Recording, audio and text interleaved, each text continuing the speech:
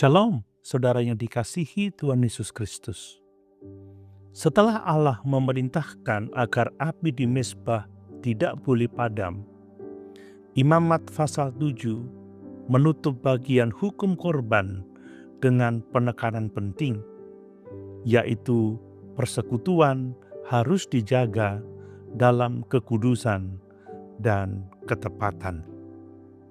Korban bukan sekedar ritual. Korban adalah tanda relasi yang hidup antara Allah dan umat-Nya. Daging korban keselamatan harus dimakan pada hari itu juga.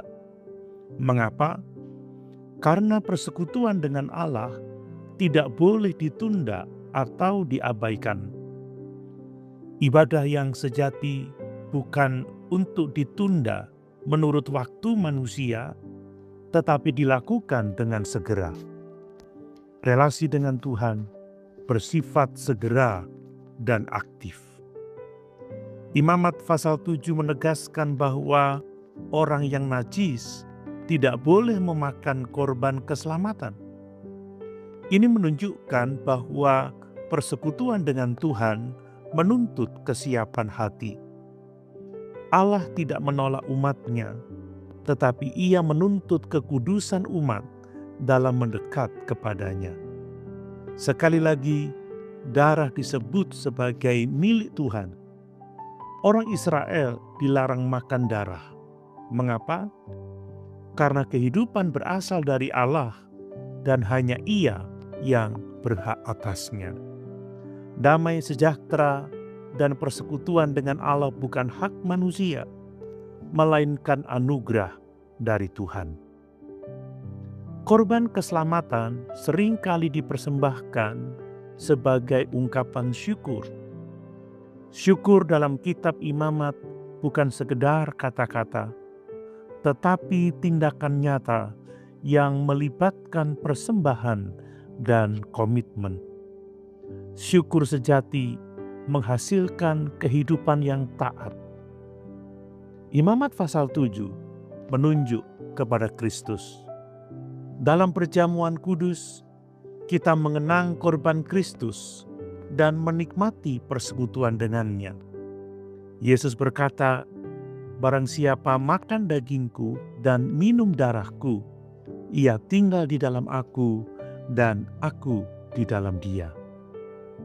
Kristus bukan hanya korban, Ia adalah sumber persekutuan kekal. Renungan ini mengajarkan bahwa persekutuan dengan Allah harus dijaga secara aktif. Kekudusan adalah bagian dari ibadah. Syukur harus nyata dalam tindakan. Hidup rohani tidak boleh ditunda. Kristus adalah pusat persekutuan kita dengan Allah. Jika hari ini relasi saudara dengan Tuhan terasa jauh, jangan menunggu waktu yang saudara anggap lebih baik untuk datang kepada Tuhan.